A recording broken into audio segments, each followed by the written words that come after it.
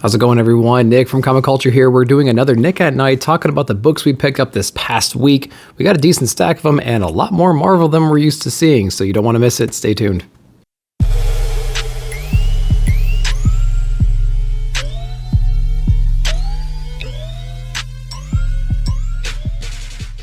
All right, guys, welcome back. So we are going to start with the big two as always. We're going to go over non-spoilery talk about the books we picked up. Let's start with the big two. Let's go over to DC because we have a few Marvel books we're going to get into. This is DC versus Vampires, issue number 2 from Tynion and Rosenberg. Not sure how much Tynion's writing on this book, but this is that cool local comic shop day variant right here. It's like foil. I have no idea how well it's going to come through, but it's pretty cool in person. It's a little thinner than your typical foil cover, but I do appreciate the difference. And we have Green Lantern on here getting like all vampired out, and it's pretty sick looking. I like it a lot. And then the backside just says local comic shop day, and it's like a little close up of his mouth. Pretty cool. So what I think about the story. The story is not bad. It reminds me definitely, if you enjoyed Deceased that came out, year and a half ago, 2 years ago, something like that. If you enjoyed that plot, take all of our characters, pull them out of canon, and just let all hell kind of break loose. If you enjoyed that kind of scenario, I think you're gonna like this as well. I'm not reading Task Force Z, but I would suspect it's around the same kind of style, I suppose. So that is interesting. We have basically these vampires have infiltrated the metahuman the metahuman villain and hero community, and they're kind of taking out different villains. A couple of the heroes have been taken out already, and so we're trying to have our heroes figure out what's actually going on. So we have Batman in here. He's brought in the Bat family, trying to explain the situation to them. And so when Batman's on the case, you're in good hands. Everything seems to be okay on that front. But we have some pretty shocking. Green Lantern's on the cover as a vampire, so we get a pretty cool moment in the last issue where we see what happens and what that means. And then we get a pretty shocking death in this book too. So I do like the Batman detective style in this book. I do like the one main hero that's already turned, and then what he does in this book to another hero that we all love. So that was pretty cool. And I do like the idea that the vampires are kind of taking out these villains. It's like low-level villains at first, and they're trying to like systematically attack both the villains and the heroes from a very precise way that they will go kind of unnoticed at first, and things will ramp up, and before too long, it's too late to stop them. So I kind of like that. So DC versus Vampires, issue number 2 from Tynion and Rosenberg. Pretty interesting read. And if you like that kind of horror mashup and you like Deceased, read this one. So I've been enjoying it so far. 2 issues in, 12-issue run. We'll see where it goes. Another green cover is Ram V's Catwoman number 37 with that Jenny Frison cover. Absolutely gorgeous. Really interesting. I do like all the different petals and her hair and everything too, so that's pretty cool. This book, you can kind of tell with Batman Fear State that they're trying to wrap up pretty quickly. The last couple issues, it's just kind of every other page has been like a jump forward. Oh, we fixed that plot point. Oh, we fixed this. Oh, we fixed that. So this book kind of reads that same way.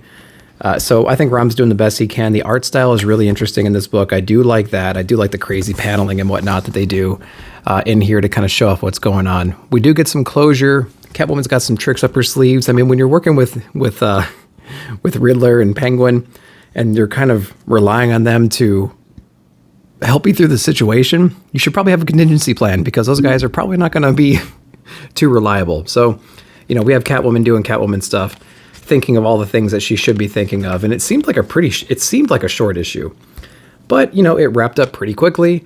Everything seems to be going really well. I think one of the strongest points about this issue right here is the art in this book. And then when you start playing the game of, okay, I'm reading Batman, I'm reading this, I'm reading, Nightwing, I'm reading whatever other books are out there, and you're trying to like piece together all the different Fear State moments. It's a little bit difficult for me with this one. I got to kind of think about it, because we have Ivy here.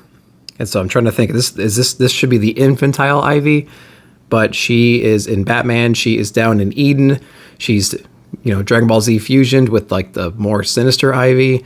And now Gotham's kind of like budding and like repairing itself. And so I'm trying to you're trying to reconcile all that. So you have all these other stories in your mind you're just trying to reconcile. We get a cool Ghostmaker scene in here. He's in and out pretty quickly. but he kind of helps save the day. So it wraps up pretty quick. It says, "See you later, Alleytown." And I think that Teenie Howard's going to be taking over the run after this. So looking forward to that. The next cover is absolutely gorgeous as well. I think it's a Frizzen cover. So look forward to that. Ram T did a pretty good job on this one. I think it just kind of wrapped up pretty quick. So if I can fault anything, I would just say that. Probably has nothing to do with him on that end, though. Okay, so that was actually for DC. We've kind of flipped our DC to Marvel ratio for this past week. And I think I'm actually short a Marvel book or two. And there's one DC book I didn't quite get to. But we're going to get into Hawkeye Kate Bishop, issue number 1. This is the B cover, I believe. This is the C cover. So this is an interesting cover. It's almost like a Gwenpool homage. People said that. And there's a moment in here where it shows her desk, because she's like a PI. And it shows her desk, and there's actually a Gwenpool mug on there. So I'm wondering how much of that's actually true, that's kind of like a Gwenpool, kind of maybe a throwback here. But I don't know anything about Kate Bishop. I don't know anything about her. I just started watching the show on Disney Plus. Got 1 episode in. I like what I see so far, but we got to build up. We got to learn this character, learn her attitude, learn her motives, and kind of go from there. But in this book, she's extremely capable. There's like a conversation between a bunch of different people. It's like a group text, and so it's kind of like if you're not familiar with her or her friends, it's kind of hard to navigate the significance of those messages or like what those relationships really are. So, I kind of read them and it just kind of goes a little bit over my head. So, if you're familiar with her and her friends, you might get more out of that. She's just completely kicking ass and everything in here. Kind of doing some stuff. It looks like she kind of got away for a while. She got away from New York, went to LA, was doing some business out there, and is trying to make her way back. And she gets wrapped up with her sister and this assignment that she's kind of drawn to. And so we're trying to learn, what all that entails. And honestly, I didn't really care too much about the sisters' issue in this book. They're kind of estranged sisters, and they go over their backstory, which I appreciated because I didn't know anything about them. But she has this like weird problem that she's trying to get Kate's help with. And I'm like, okay. And then it turns out they're kind of being spied on by like another villain. It kind of reminded me of Moon Knight in a way because, Moon Knight's out there doing his thing, but there's like this other villain that's kind of like, I'm going to get you, Moon Knight. Don't you just wait. We're going to keep an eye on you kind of thing. And it's like, okay, go ahead, keep an eye on me. And when you come at me, I'll hit you with a baseball bat and we won't see you for another 4 issues probably. But anyway, didn't blow me away. Don't know anything about the character. Still don't. She's very capable and very cool, and I enjoyed the art and stuff like that. It was kind of quippy and funny at the same time, but didn't do a lot to blow me away. So that's where we are with Hawkeye number 1. I might hot seat that, just because the first one didn't blow me away, and I don't know how long it's going to go, but we'll see. Moving on to X-Men number 5 from Duggan here. This one just kind of came. I feel like I picked up an X-Men book, and it's like in the middle of a story. Because the last issue had nothing to do with this as far as I'm aware, and please correct me if I'm wrong here, but essentially we have these Ravengers who took out this new X-Men team in a way. And it's not even like we have Jean Grey in here. We have old school Jean Grey in here. But we have Polaris, and we have X-23, and we have Cyclops, and we have, some other folks. And so they kind of get taken up by these modified Ravengers. And what I thought was really cool in here is Polaris, which I don't know too much about. She actually reanimated the body of X-23. They were all kind of tranquilized. And she reanimates the body of her and uses her as a weapon and just takes everybody out. So it really speaks to Polaris's power set, how great she is, and how versatile she is with her power. So the writing in here is pretty good. The art's not bad at all. I feel like the X-Men title, the main X-Men run here, is a little bit disjointed from each other. The first few issues were at least, bad guy, X-Men come in, they solve it. Another bad guy comes in. It was like watching an episode of Power Rangers every time. The first three issues of this was like watching Power Rangers. We had some big threat throwing some, villains at the Power Rangers, and they ended up taking them out. That's what it felt like reading the first couple issues of X-Men. And so then the last issue was a little bit off of that path, and then this one we're kind of back into it a little bit. But this one kind of showcased Polaris and her ability to run the X-Men. So, I appreciated that. It just didn't feel like it all flows together. I feel like if you're reading this in trade, you're like, did I just get another trade and just started reading a different one halfway through? So I don't know, man. X-Men's a little bit all over the place right now. And I feel like I need to be reading it though. I don't know why. Going over to Thor Number 19 from Diney Cates, Nick Klein, Matt Wilson. I'll tell you what, I've been kind of down on Thor lately, and it's just been boring, I think. I think the last, 3, 4, 5 issues have been pretty boring. The Donald Blake stuff ended okay, and then ever since then, we kind of touched on the fact that Mjolnir's getting heavy, and all of a sudden it's missing. And so somebody stole it. So this is actually the journey of Thor getting back with Odin to figure out if Odin has any hints, any suggestions. What can he do to figure out who stole Mjolnir? And what I like about this one is they introduced some pretty galactic things in here, like the Contest of Champions kinds of things, which I thought was really interesting. I like the scale of all that. I really enjoy the art in this book and the way that they kind of laid everything out in here. It's a little bit gory. It's kind of funny here and there. Thor kind of comes over at the last minute. We get to go back to Nidavellir, and so that's pretty cool because if you're watching the Marvel movies like I did, you know that's kind of where the dwarves are making all the fancy weapons and whatnot. So they're going back there and they're trying to get their help.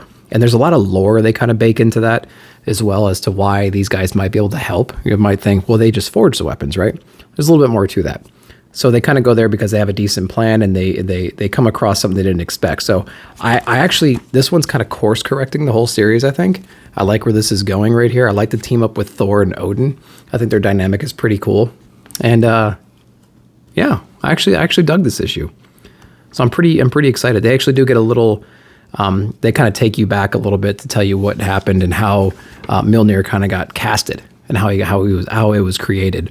So get a little history lesson there. I don't know how accurate it is. I'm not a big, Thor guy as far as, was this the actual origin of Mjolnir or whatnot? But I appreciated the little history lesson here, and hopefully it's pretty accurate. So if you know the actual history of Mjolnir and how it was forged and created and what it was made from, and all that stuff, and then you read this issue and it's right on, to let me know. And if it's completely different, point me in the direction I need to go, because it's pretty cool story. I like that one a lot. Okay. Going over to The Death of Doctor Strange, issue number 3, Jed MacKay. We have our 3 mothers on this cover. Now, this is one thing that I'm a little bit annoyed about. I'm a little bit annoyed about a villain coming in, and he's the biggest, baddest thing that we've ever seen in this realm of villains. And then the next arc comes, and we have the next biggest, baddest thing, and he apparently was the ultimate King Omega guy. And then the next one, right? So it's like, we had Null, and now we got this other symbiote guy who apparently is better than Null. It's like, okay, great.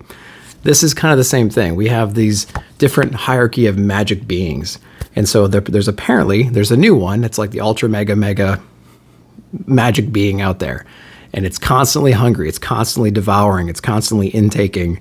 And how it's intaking is it's using the 3 mothers to go around and completely destroy everything and hunt down, super magic powered people, right? And so we think we have an idea of where the death of Doctor Strange, what actually may have killed him. Maybe they have something to do with this.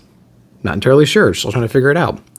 So we get a little bit of an origin of this ultimate magical being in here, which I think it's interesting, but it's always a little bit annoying when you're constantly getting, the power creep, right? It's just a constant power creep. You can't be the biggest, baddest thing in the world, and then the next arc, there's the next biggest, baddest thing in the world, and then the next arc. So anyway, if you can ignore that, and you can just take it as it is, because comics have been doing that forever, just take that for what it is. You have a lot of other character moments in here that are kind of like, man, okay, we have the Avengers in here. We have kind of a reason why these different villains and stuff might be coming to Earth to kind of hide out, because if something dark and menacing and ultra powerful is coming to destroy you and trying to come and kill you, you're probably going to go hide out where there's a lot of resources to defend against big bad things, right? So we have kind of a hint as to why all these different magical beings are kind of seeking refuge in a way inside of Earth. And so that's a pretty interesting thing right here. And then we get a little bit of history lesson on Doctor Strange and some of the loves he may have had back in the day that maybe didn't quite go according to plan. And so so this book, it's okay. It's okay. We learn a little bit about the mothers. We learn a bit about the child that they're trying to feed. And so I do appreciate that. So I don't know. I feel like this is a hot seat book again. Just like, what was it? Hawkeye. And so, I don't know. I feel like I want to read a Doctor Strange book, but this doesn't feel like the Doctor Strange book I want to read. kind of want to know the character more. Not sure if I'm going to get it there. Going over to Hulk, #1 from Donny Cates, Ryan Ottley, Frank Martin. Man, this was a book that a lot of people were looking forward to. When we heard that Donny Cates was going to get on it, I know personally I was excited because I feel like Donny Cates does a really good job. If he's writing a character that's super powerful, lots of destruction, lots of just chaos around him, I feel like he's a great writer for that kind of a thing. I don't think he would work well with like a Many Deaths of Layla Starr. You know, I don't think he'd do well without a lot of like craziness and action and like power, right? So I think that's why he does so good with like God Country and did such a good job on Venom. And now we have Hulk, and Hulk is like the ultimate smash, right? So I think he's going to do really good on this. So what I think of this issue, this one was interesting. It took me a couple reads to kind of like understand where Hulk and Banner are. So essentially we have Banner's found a way. We don't quite understand how yet, but he's found a way to kind of split the Hulk into 3 mindsets. He has the command center where Banner is kind of like the captain. So you imagine like the Enterprise, and you imagine the deck, and you have Captain just kind of sitting there, and he's manning the whole operation. Now it's all inside of the Hulk's mind, right? So you have the one. Another one is you have a version of the Hulk. This is the Rage box, he kind of calls it. You have a version of Hulk locked away behind a big giant door. And essentially he can kind of push buttons and just aggravate the crap out of him. And when you get the Hulk angry, he gets more powerful. And then the other version of the Hulk you have is the actual Hulk that he's modified with these different mechanical parts and whatnot. And they didn't really explore that too much, but essentially he's like a hybrid being almost. He's like half mechanical, half Hulk. And it's just insane. So we're all trying to figure out how he got there. And we get a cool Hulk versus Hulkbuster, Tony Stark fight in here. And we can see just how insane Hulk can get when he needs to. So I thought that was really interesting. They have some touchbacks here with Tony and the kind of tech he used when he was piloting the Celestial back in the Null fight there. And so we kind of see what Hulk's plan is here, and he's just trying to escape. He's like, you know, no matter what the villains of this Earth are capable of, no matter what they plan for, they're never going to have a plan for me when I'm at my worst. So I need to get out of here. So that's his plan, is to get out of here. And he does that. So we're going to see what that leads to coming up soon. We're going to be doing some traveling in the next few issues. Looking forward to it. I really enjoyed it. It took me 2 reads to really enjoy it, though. The first read, I was like, what the heck is going on? The second read, I kind of slowed down and kind of drew it out in my mind about the different phases of Hulk. And I actually kind of appreciated it. So I thought it was pretty cool. Okay, so I only have 2 indie books that I was able to read this week. I got House of Slaughter #2 from James Tynion. So this is a pretty cool book. So if you're a fan of House of Slaughter and you like Jace and you like the way that we're kind of exploring the different houses and what it means to be in a certain house, what it means to be a different bandana color and all that stuff. And if you like the internal drama between the different people in each house, like the House of Slaughter, I think you're going to like this book here. So we continue to have our exploration of the relationship between Aaron and Jace. We get some flash forwards.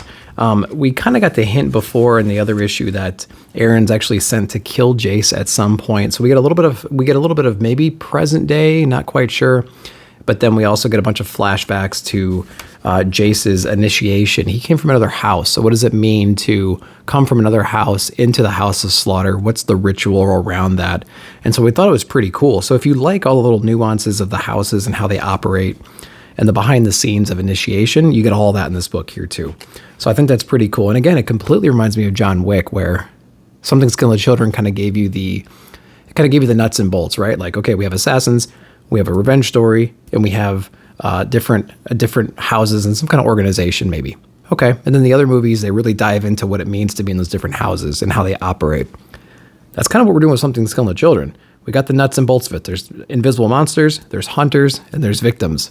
These hunters come in and they take care of the monsters, but then we get all these little backstory. We get all this backstory about the different houses. So I think it's pretty interesting. It's following the same kind of idea. And so we're getting a lot of the details in these other books, which I kind of appreciate. So it's such a cool world. I actually like it a lot. So we get a little bit about Jace, his initiation, how he converts over, a little bit about his backstory, about his parents and things like that. And then we get another kind of flash forward. It says 15 years later, where it started in this issue, where Aaron was there to kill Jace. So we get a lot of that going on in here. I like the book a lot. I think it's going to be interesting. I like the little additional information we're getting to kind of supplement Something's Killing the Children. So I've been digging House of Slaughter. Can't wait to kind of keep reading that book, which leads us to our last book that I think a lot of us have been looking forward to. The Ash Cans have been out for a long time. From Gunn and Blanche Wells and Lentz, we have Good Boy issue number 1 from Source Point Print. This was the book that was kind of advertised as if John Wick was in reverse and John died and the dog didn't. The dog has kind of been training along with him. John's wife dies, just like in the movies in John Wick, and the dog kind of mimics or at least joins John or something like that, and he's got his own armory. He's got his own skill set. He's been trained just like John, and so now he's on his own revenge mission to kill the people who killed John. The writing is very direct, and it's very pointed, and it's going to be a fun ride. I will say the page quality is pretty thin. There's nothing really crazy going on with the lettering and with the paneling and whatnot, but I think the art is really fun. I think the idea is fun, and it definitely gives you the John Wick vibes. In fact, you're seeing scenes in here that you saw in the movie practically. You have secret bunkers full of weapons. They still got the currency. They got the coin system, which is built on favors. Things like that. I thought it was pretty cool. We got a traveling scene in here, and we get our first big battle towards the end. And then we also get a glimpse at who he's kind of fighting, or the low-level tier guys that he'll be fighting, that he's got to work his way up to the big bad guy. And I think the big bad, his name is Vinny or something like that. So it's going to be pretty fun. It is gory. There's lots of cool action towards the back here. And yeah, I just thought it was really fun. I think it was worth the wait. It's going to be kind of interesting to see where this goes and if they have any kind of tricks up their sleeves to make it a little bit more different than John Wick. But yeah, Good Boy from Source Point. Not a bad book at all. Okay, so that's what I picked up this past week. I got a couple other books I'm backlogging right now, like Vinyl. I was going to get into Fear State Gardener. I need to get into that one. And then I think that was about it. I also got Dark Ages, rather, from DC, but I have to pick that one up still. But it is at the shop. So as always, I'm going to go through and pull out some books that I think you should be reading if you could go out and get them. So I think Good Boy was fun. I think it was better than average. It was just kind of fun, but it didn't really do anything brand new, but it was just a fun book to read, right? So maybe that book. I would say Thor is setting up a pretty interesting story, and I really enjoyed where that one took us. I would also say that Hulk number 1 was really fun as well. And then let's just do one more book, because there was another one in here.